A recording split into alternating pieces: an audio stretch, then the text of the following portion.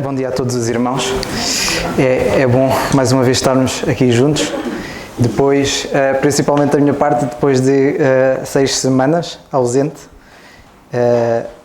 aqui dos irmãos, mas presente também nos irmãos lá na Polónia, na cidade em que tivemos, que foi na Breslávia, que é onde vive a família da Bogumila e também os irmãos na igreja lá. Eles mandam saudações para todos nós e também têm desejo de ver-nos e também ficaram com o convite que algum deles quisesse vir. Nós tínhamos, neste caso eu e a Mila, tínhamos a casa aberta para quem quisesse vir cá apanhar um bocadinho de sol. Mas foi bom este tempo de comunhão que tivemos com eles e conhecer caras novas, porque já não íamos lá há 3 anos, sensivelmente, e então foi bom sabermos um bocadinho mais deles, a situação deles. Aqueles irmãos, para terem uma ideia, eles reúnem-se numa escola, eles alugam 2 salas, uma delas onde tem as reuniões e os cultos, onde fazem a ceia do Senhor e os cultos, e tem outra onde fazem a escola dominical e alguns almoços que também vão fazendo lá, para também fomentar a comunhão entre os irmãos. Eles também pediram orações, não só pela igreja local, mas eles também vão mudar-se.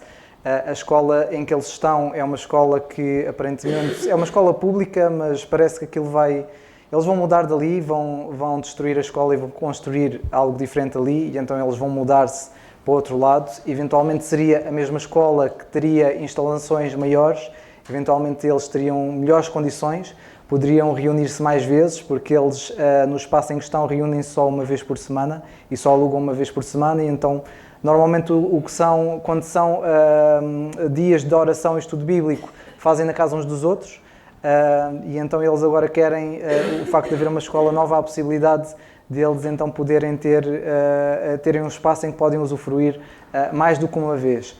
E então eles também pediram as orações nesse aspecto, porque as condições lá e os regulamentos, as leis lá são ligeiramente diferentes daqui, eles têm forma de atuar diferentes, eles também têm um desejo de ter um local, um espaço que seja deles, seja alugado ou deles mesmos, e então eles também pediram orações acerca disso, para que a obra do Senhor continue a ser feita. Para os irmãos também terem uma ideia, eles lá também têm várias, além das reuniões que eles têm, estudos bíblicos e também oração, em que também fazem. Eles também têm alguns trabalhos evangelísticos que vão fazendo pela cidade.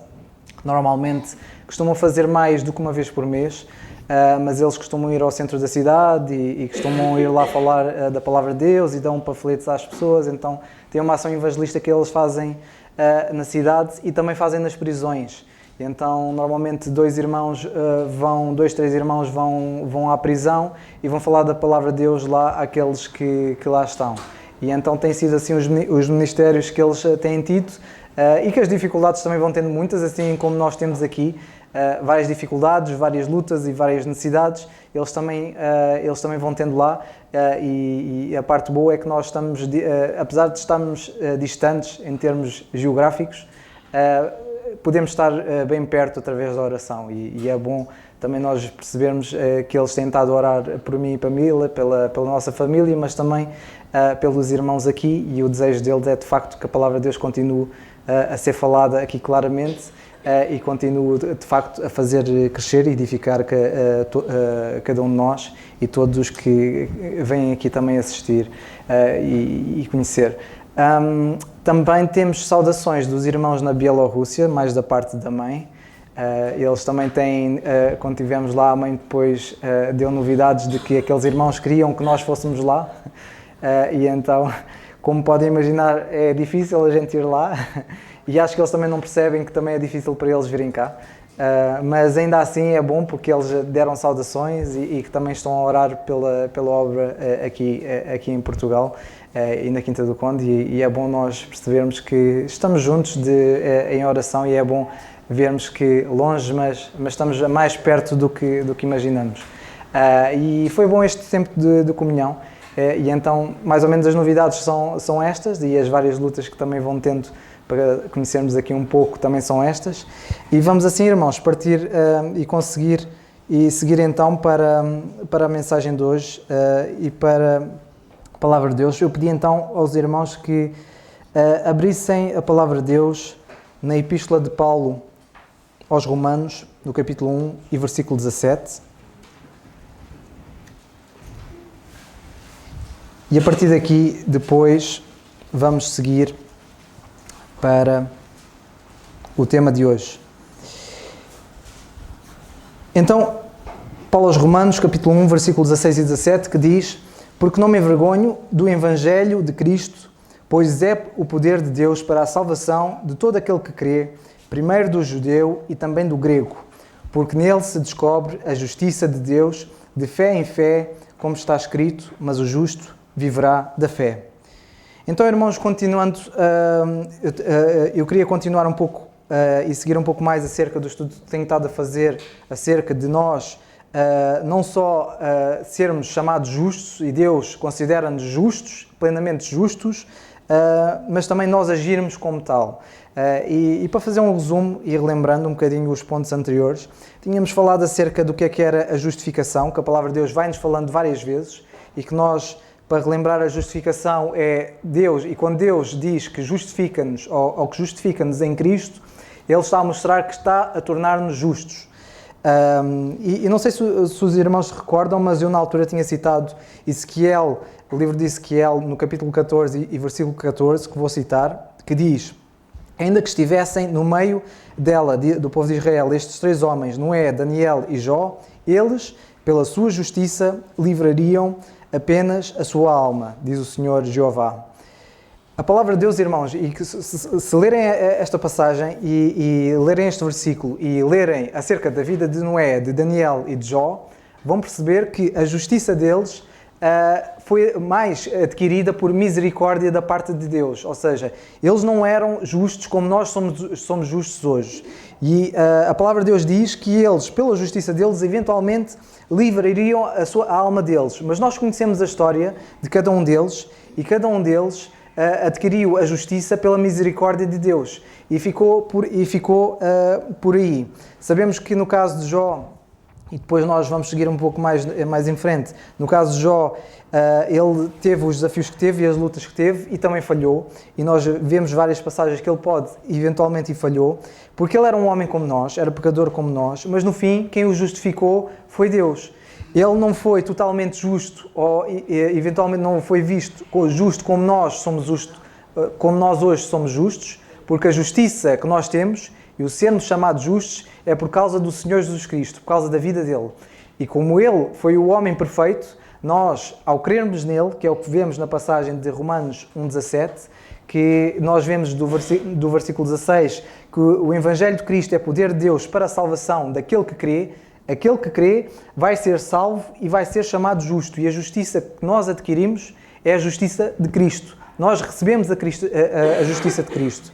É por isso que a palavra de Deus mostra que nós somos revestidos dele. Nós, de facto, pertencemos a ele. Tudo o que nós, e na ceia do Senhor, quem esteve, percebeu que nós somos eleitos nele, que nós, as bênçãos que recebemos, é tudo em Cristo. Da mesma forma, nós somos chamados justos em Cristo. E nós hoje somos justos, diferentemente de Noé, Daniel e Jó, nesta certa medida em que nós somos vistos perfeitamente justos, do início ao fim. E Deus, quando nós estivermos na presença dele e estivermos em Cristo, Deus vai nos ver-nos justos na nossa vida, do início ao fim. Porque do início ao fim os nossos pecados foram perdoados e do início ao fim nós fomos tornados justos. Então a nossa justiça, irmãos, diferentemente até de Daniel, Noé e Jó, ela foi adquirida por meio de Cristo, enquanto eles, de certa forma, não. E no caso deles, vemos que a justiça, pela justiça deles, eventualmente livrariam apenas a sua alma. Nós depois continuamos um pouco e vimos que este paradoxo, que é o facto de nós, porque nós até morrermos, eventualmente vamos cometer pecados, vamos cometer ações de injustiça, vamos falhar, mas isso não quer dizer que Deus não deixa de nos considerar justos. Porquê?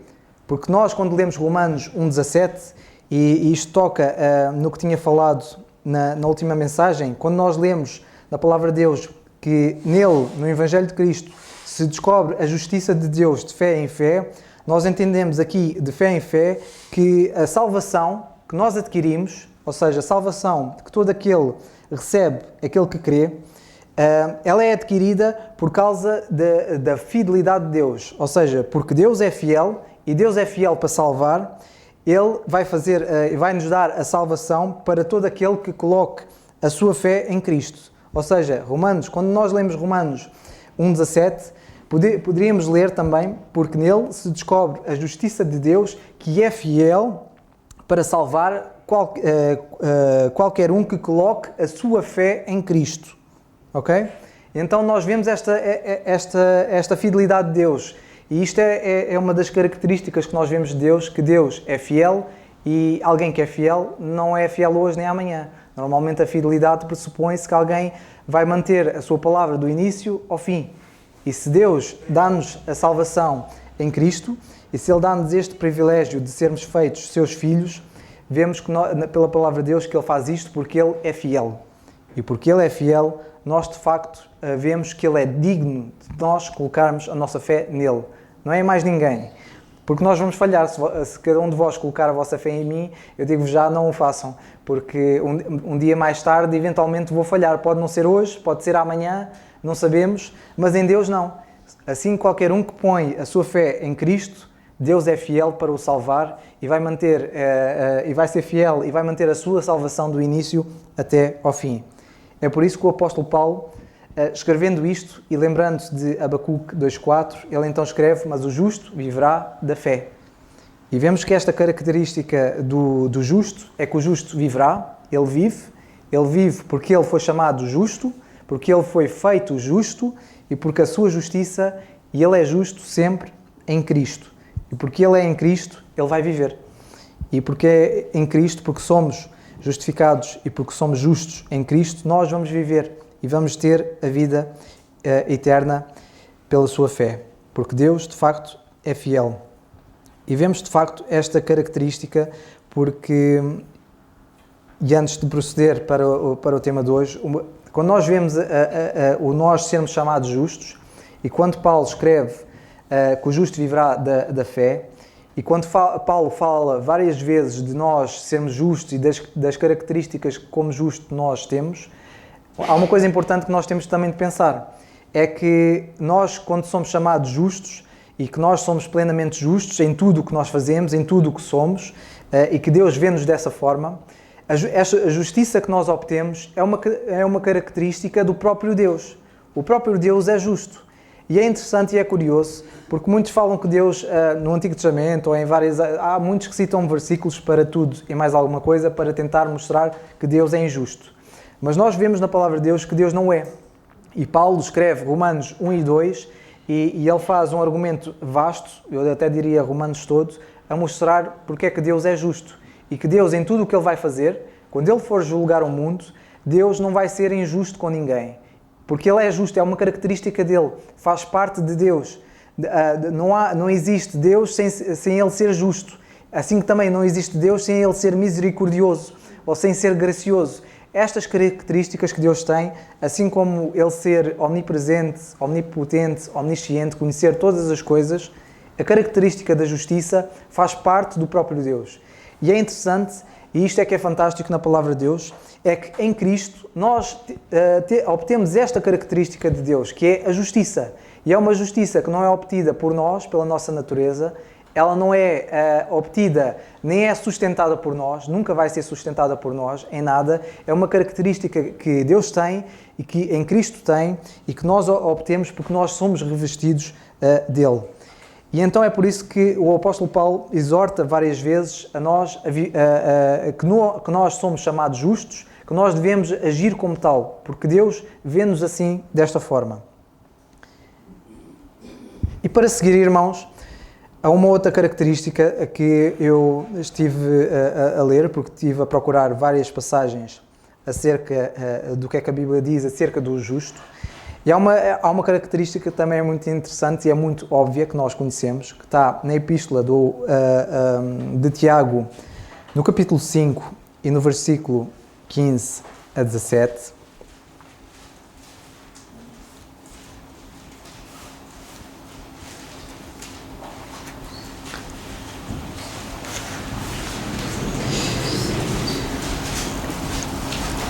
Então, que diz assim a palavra de Deus, Epístola de Tiago 5, 15 a 17, que diz: E a oração da fé salvará o doente, e o Senhor o levantará. E se houver cometido pecado, ser-lhe-ão perdoados. Confessai as vossas culpas uns aos outros, orai uns pelos outros, para que sareis. A oração feita por um justo pode muito nos seus efeitos. Elias era homem sujeito às mesmas paixões de nós, e orando, pediu que não chovesse, e por 3 anos e 6 meses não choveu sobre a terra. Esta é uma outra característica do justo, é que o justo ora, e nós vemos isto na vida do Senhor Jesus Cristo. A vida do Senhor Jesus Cristo era uma vida feita de oração. E quantas vezes ele se calhar, e já vimos numa mensagem de Lucas, que faço referência, de quando o Lucas esteve a falar de um dia com o Senhor Jesus, uma das características que nós vemos que ele falou era que o Senhor Jesus tinha aqueles momentos de oração. Ele precisava de orar como quem precisa de comer, quem precisa descansar ou dormir. E o Senhor Jesus, que ele era justo e era perfeito, ele tinha esta característica de oração e nós também devemos ter. Porque, de facto, um justo, e muitas vezes nós perguntamos porque é que não acontece, ou porque é que o Senhor não move ou não faz nada acontecer nas nossas vidas, se calhar o que nos falta muitas vezes é orar. Porque, de facto, nós muitas vezes, não é desprezar, muitas vezes não damos o valor devido à oração, ou achamos que vamos fazer a oração e provavelmente não vai dar nada. A mentalidade não é essa, porque a palavra de Deus mostra que a oração feita por um justo pode muito em seus efeitos, seja no sim, seja no não, ok? Ou seja, no espera. E é interessante porque a palavra de Deus dá-nos algumas dicas a mais acerca desta oração do justo, porque o justo quando ora, ele fala, ele está a falar com Deus, ele está a conversar com Deus. E é interessante nós vermos acerca disto porque no livro de Provérbios, eu vou citar no capítulo 10 e versículo 30 a 32, diz assim: O justo nunca será abalado, mas os ímpios não habitarão na terra. Notem agora, a boca do justo produz sabedoria em abundância, mas a língua da perversidade será desarraigada. Os lábios dos justos sabem o que agrada, mas a boca dos ímpios anda cheia de perversidades. Uma das características que nós vemos do justo é que a oração do justo também pode muito em seus efeitos, como nós lemos, pode muito em seus efeitos, porque o justo, os lábios dele, sabem o que agrada. Nós temos de ser, uma das características que o justo também tem, que depois havemos de ver, é esta. A oração pode ter efeito pelo facto de nós entendermos quem Deus é. Quanto mais vamos conhecendo Deus, as características dele, e quanto mais estivermos alinhados à vontade do nosso Deus, vamos perceber que, de facto, as orações que fizermos vão ter muitos efeitos. E vai poder fazer muito, porque de facto nós vamos aprender a orar cada vez mais e melhor, porque vamos conhecendo Deus cada vez mais e melhor, e vamos conseguindo falar com Ele de forma mais eficaz, mais eficiente, de forma mais sábia, e de facto a característica do justo é que ele, quando fala, ele sabe o que agrada. E então é bom porque nós, estando alinhados com Deus, cada vez mais com Deus, vamos percebendo as vontades dele, vamos querendo fazer mais a vontade de Deus, e o facto de estarmos assim alinhados, isso vai possibilitar-nos a nós falarmos com ele de melhor, de forma que seja mais agradável, de forma que seja mais sábia e de facto sem perversidade. Há outra característica no justo, também associada à oração, porque é que a oração de um justo pode muito em seus efeitos, que também é no livro de Provérbios, no capítulo 11 e versículo 23, que diz: Os desejos dos justos é somente o bem, mas a esperança dos ímpios é a ira. É aqui uma outra característica do justo, porque é que a oração feita por um justo pode muito em seus efeitos. Não é só porque os seus lábios sabem o que agrada, mas é porque o desejo do justo é apenas, não é mais nada além do bem. É só o bem. Porque o justo quer o bem. Porque o justo sabe o que agrada. Porque os lábios dos justos o fazem até de forma sábia. O justo, de facto, vai mostrar a Deus que só quer o bem. Só quer o bem para a sua família, para os seus colegas de trabalho, para os seus amigos, para os irmãos em Cristo, para todos os outros. E o facto de nós sermos chamados justos, isto mostra que nós devemos ter o desejo de querer somente o bem para os outros e queremos ser simplesmente cada vez mais um instrumento nas mãos de Deus.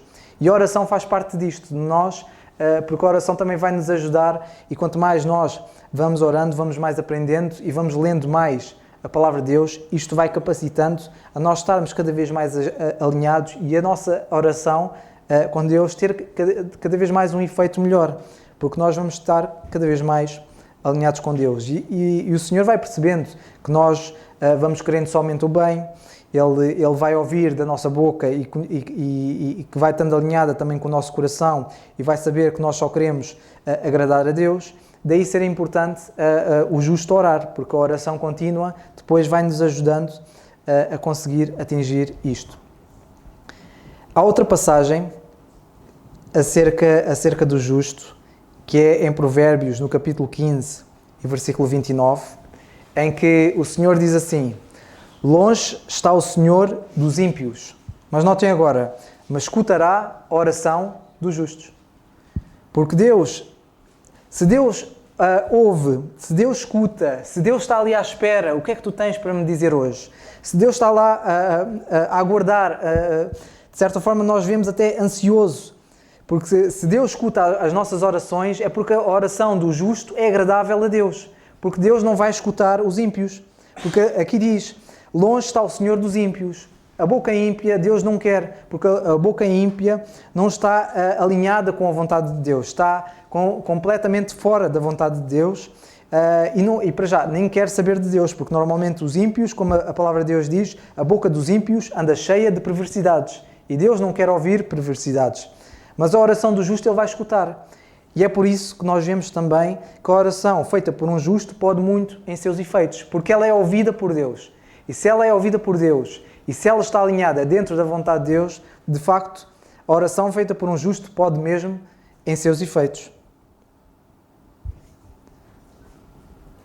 É interessante, irmãos, porque nós quando lemos a palavra de Deus, e relembrando Ezequiel 14:14, que vou citar agora, quando nós lemos acerca de Noé, Daniel e Jó, eles serem chamados justos, havia uma das características que eles tinham e que nós temos de ter também continuamente, que é a oração. E eles eram chamados homens de oração. E se nós lermos a história tanto de Noé, como de Daniel, como de Jó, vamos perceber como é que o Senhor muitas vezes mudou a vida deles para bem ou para mal, ou muitas vezes tornou a situação deles, que era boa, para uma coisa má, para ser ainda melhor. E de facto muitas vezes isso mostra-nos que eles estando a orar, Deus muitas vezes pode mudar as coisas em oração. E às vezes nós, muitas vezes até já começamos a orar e já Deus já está a transformar. E uma dessas características na oração, no livro de Jó, é interessante porque quando nós lemos o Senhor, no livro de Jó, no capítulo 42 e no versículo 10, o Senhor dizer assim: o Senhor, pois, virou o cativeiro de Jó quando este orava pelos seus amigos. E o Senhor deu a Jó o dobro do que possuía antes. Notem, quando Jó estava a orar e estava a orar pelos seus amigos, foi nesse momento em que Jó estava a orar que Deus virou o seu cativeiro. Notem, a oração de facto pelo um justo pode muito em seus efeitos. E no caso de Jó, foi um efeito para bem, porque ele estava a orar e ele estava dentro da vontade de Deus, porque ele nem sequer estava a orar por ele. Ele estava a orar pelos outros. Estava a orar pelos amigos, estava a orar para o Senhor também poupar os seus amigos, e que os seus amigos eventualmente também foram poupados, porque Jó orou. E Deus virou, e muitas vezes pode virar o nosso cativeiro na oração.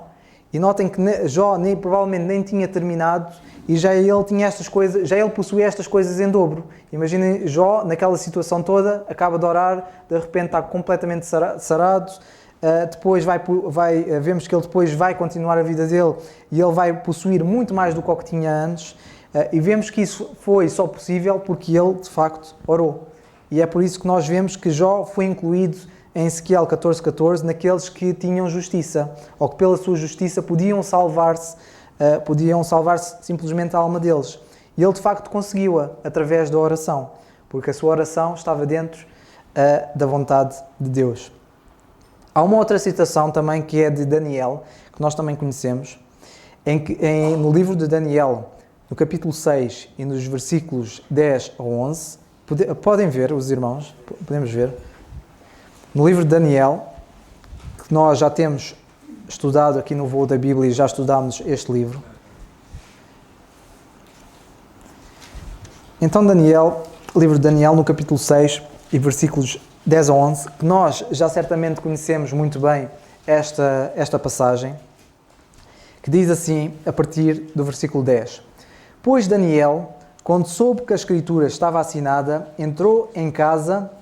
Ora, havia no seu quarto janelas abertas de banda para Jerusalém, e 3 vezes no dia punha-se de joelhos e orava e dava graças diante do seu Deus, como também antes costumava fazer. Então aqueles homens foram juntos e acharam Daniel orando, suplicando diante do seu Deus. Nós conhecemos esta história, porque depois, se nós continuarmos a ler, nós vamos dar com a história de Daniel, ele a ser preso, porque depois no versículo 12 é dito que apresentaram-se diante do rei e depois foram fazer queixas ao rei, porque disseram no versículo 13, Daniel, que é dos transportados de Judá, não tem feito caso de ti, ó rei, nem do édito que assinaste, antes 3 vezes por dia faz a sua oração. Ouvindo então o rei o negócio, ficou muito penalizado, versículo 14, e a favor de Daniel propôs em seu coração livrá-lo até ao pôr do sol, trabalhou para o salvar. Então aqueles homens foram juntos ao rei e disseram ao rei, sabe, ó rei, que é uma lei dos medos e dos persas, que nenhum édito ou ordenança que o rei determine se pode mudar. Então o rei ordenou que trouxessem a Daniel e o lançaram na cova dos leões. E falando o rei, disse a Daniel, o teu Deus, a quem tu continuamente serves, ele te livrará. Até aqui. Notem, no caso de Jó orou e Deus livrou do cativeiro, enquanto ele estava a orar, livrou e deu-lhe em dobro, mas notem que no caso de Daniel, ele orou, ele deu graças a Deus suplicando diante do seu Deus, porque diz no versículo 11 que aqueles homens foram juntos de Daniel e acharam Daniel a orar e suplicando do seu Deus. Notem que ele estava a fazer 3 coisas, orava, dava graças diante do seu Deus e suplicava. Estava a fazer estes 3 tipos de oração ao mesmo tempo. E ele fazia como ele costumava fazer. Ou seja, um hábito do justo é a oração. Era o que ele costumava fazer, era uma prática dele. E que também deve ser a nossa. Mas no caso dele, a oração que ele fez, as súplicas e ações de graças, não fez com que Deus o livrasse da cova. Ele foi lá parar na mesma. E então muitas vezes a oração, nem sempre quando nós pedimos para Deus nos livrar, ou Deus ter misericórdia de nós numa certa situação, Deus muitas vezes pode não ter misericórdia de nós nessa situação, achamos nós, mas Deus vai utilizar isso para algo muito maior.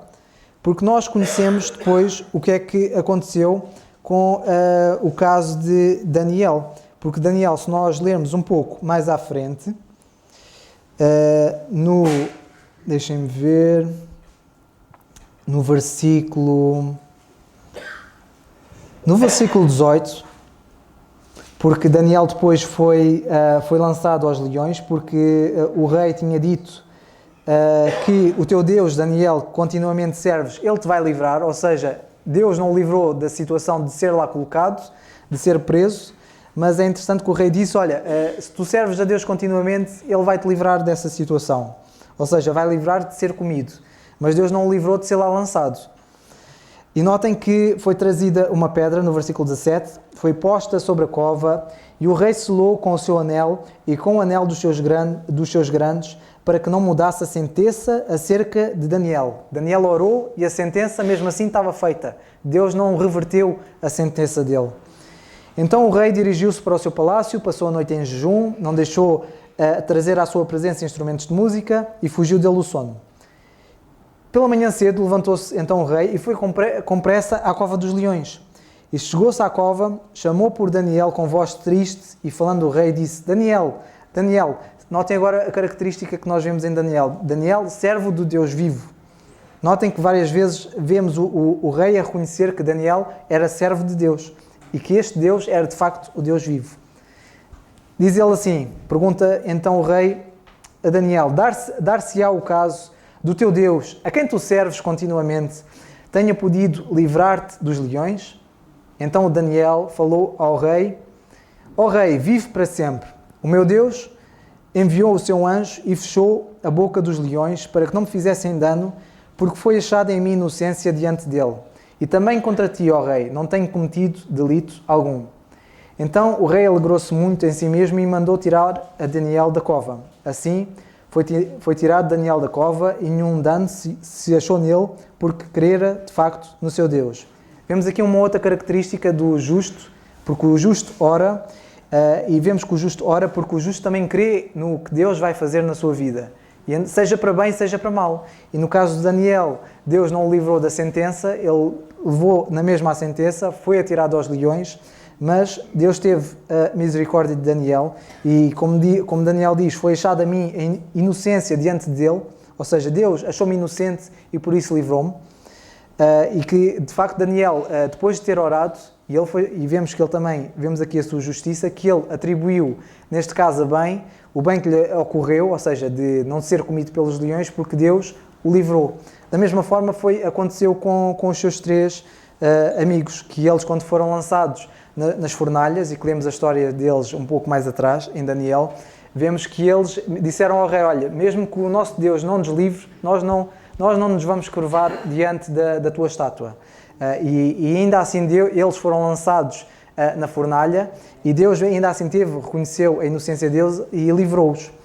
E vemos que nestas duas situações, porque o justo ora não quer dizer que o justo vai ter sempre bem na vida, ou seja, que vai ter sempre em dobro, que vai correr tudo bem, que Deus vai mudar o cativeiro. Muitas vezes Deus não muda o nosso cativeiro. Muitas vezes Deus deixa que a sentença fique feita e que ela não volte atrás. Mas muitas vezes isso vai fazer o que aconteceu em Daniel, que foi, no versículo 25, vemos que o rei Dário escreveu aos povos, nações e gente de diferentes línguas que moram em toda a terra. Escreveu ele assim: a paz vos seja multiplicada. Da minha parte é feito um decreto pelo qual, em todo o domínio do meu reino, os homens tremam e temam perante o Deus de Daniel. Notem, Deus deixou Daniel passar por este cativeiro, deixou que a sentença dele fosse fechada e ele fosse atirado aos leões, mas o facto de Deus o ter livrado dos leões fez com que o rei escrevesse a todas as nações que moram na terra, no seu reino, a dizer-lhes: olha, vocês agora vão ter de tremer e temer o Deus de Daniel, porque o Deus de Daniel, como ele diz, é o Deus vivo e para sempre permanente, e o seu reino não pode se destruir, e o seu domínio é até ao fim. Ele livra e salva, e opera sinais e maravilhas no céu e na terra. Notem agora, ele escreveu isto porquê? Porque ele livrou Daniel do poder dos leões. Eles reconheciam algum poder nos leões.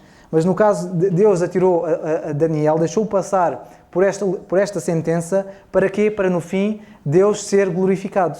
Daniel foi livre, Daniel manteve o seu estatuto que tinha perante o rei, e até diria que o rei ainda o considerou ainda mais do que antes, pelo facto de ele servir o Deus vivo e verdadeiro, e nós vemos que Deus deixou Daniel passar por esta dificuldade toda para no fim ele ser honrado e glorificado, porque depois o rei disse: vocês agora vão temer o Deus de Daniel, porque ele é que é o Deus vivo e verdadeiro, e o seu domínio permanece até ao fim, e é ele que livra e é ele que salva. E muitas vezes, irmãos, de facto, nós não sabemos o que é que ocorre na nossa vida, e hoje, amanhã estou bem, amanhã posso estar mal, e podemos estar a orar para que Deus nos livre, mas muitas vezes a oração, como Daniel, provavelmente Daniel estava a suplicar para não ser lançado nos leões, mas muitas vezes Deus deixa que a sentença ocorra, para que no fim Deus seja ainda mais glorificado, Deus seja cada vez mais honrado e reconhecido como Ele é. E nós até podemos passar desta vida e padecer nas necessidades, padecer nas doenças, padecer na fraqueza, mas se Deus mantiver-se a sua glória e ela crescer cada vez mais, como dizia João Batista, se não me engano, que Ele cresça e eu diminua. O sentimento é este que nós devemos ter, e o justo é chamado justo também por causa disto, porque nós, quando oramos, o nosso sentimento é que Deus cresça cada vez mais e nós diminuamos. Porque é só diminuir que nós, de facto, vamos ser glorificados em Cristo, porque nós de facto obtemos esta justiça de Cristo e é por causa disso que nós também recebemos todas as bênçãos, como nós lemos em Efésios 1:3, como lemos na ceia do Senhor, que de facto nós já temos todas as bênçãos espirituais em Cristo, tudo isto é em Cristo, assim como nós obtemos a nossa justiça em Cristo. É a mão de Deus, irmãos, que de facto é ela que pode agir nas nossas vidas e muitas vezes é agir também na vida dos outros, e isto só ocorre se nós, que somos chamados justos, orarmos continuamente, porque a oração de facto só pode muito em seus efeitos se nós o fizermos continuamente. É por isso que Paulo, lembrando de e escrevendo, e nós vemos tudo acerca da oração, não só no que Tiago escreve, mas também o apóstolo Paulo. É por isso que o apóstolo Paulo diz muitas vezes: orai sem cessar, como ele escreve aos Tessalonicenses na sua primeira epístola, no capítulo 5 e versículo 17. Como ele diz que dava sempre graças a Deus pelos Tessalonicenses, ele estava sempre a orar, estava sempre a agradecer pelos outros. É por isso que ele diz: eu fazendo menção de vós nas nossas orações. Ou seja, não era só Paulo a orar, era ele e a equipa que estava com ele. E era este batalhão que orava e que de facto eles que eram chamados justos também, as orações deles de facto podiam fazer muito e fizeram muito na vida dos Tessalonicenses, porque os Tessalonicenses, conhecendo a vida de Paulo e sabendo as dificuldades que ele passou e o tanto que ele orava por eles, fez com que os Tessalonicenses ainda fossem uma igreja evangelística, literalmente. E mesmo passando por dificuldades, eles não deixaram de o ser, nem deixaram de o fazer. Por isso, irmãos, que o Senhor nos ajude, porque, de facto, a oração do justo pode muito em seus efeitos e só pode muito em seus efeitos se o justo orar continuamente. Que o Senhor nos ajude, irmãos, para, de facto, nós crescermos mais na sua palavra e compreendermos a posição que nós temos em Cristo, que é uma posição que ninguém antes na história teve, antes de Cristo ninguém teve, e nós hoje somos agraciados com sermos chamados justos e Deus vê-nos como justos, e se nós temos este privilégio, por que não agir como tal? Deus vê-nos assim, não basta só ter a posição em si, basta também exercê-la, e que o Senhor nos ajude, nós como justos, continuarmos a orar sempre. O Senhor nos abençoe.